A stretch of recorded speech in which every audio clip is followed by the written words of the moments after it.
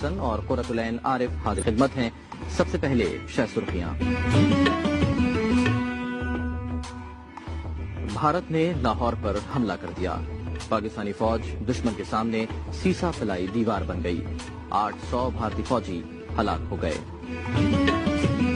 صدر مملکت ایوب خان نے ریڈیو پر قوم سے خطاب میں کہا ہے کہ بھارت کو سبق سکھانے کا وقت آ چکا ہے۔ اور پاک بھارت جنگ میں چین نے پاکستان کی حمایت کر دی۔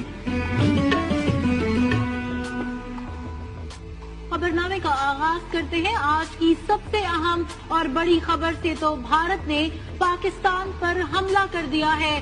بھارتی افواج نے بین الاقوامی سرحد کی کھلم کھلا خلاف ورزی کرتے ہوئے رات کی تاریکی میں لاہور پر دھاوا بول دیا ہے، لیکن پاکستان نے اپنا دفاع کرتے ہوئے اب تک 800 بھارتی فوجیوں کو جہنم واصل کر دیا ہے۔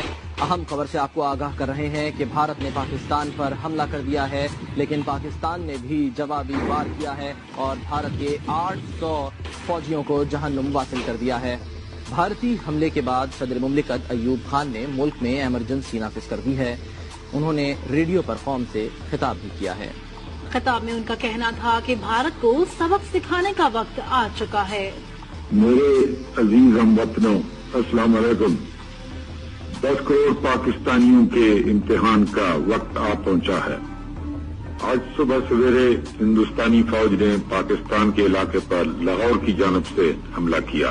ہندوستانی حکمران شاید ابھی نہیں جانتے کہ انہوں نے کس قوم کو للکارا ہے۔ پاکستان کے 10 کروڑ عوام اس وقت تک چین سے نہیں بیٹھیں گے جب تک دشمن کی توپیں ہمیشہ کے لیے خاموش نہ ہو جائیں۔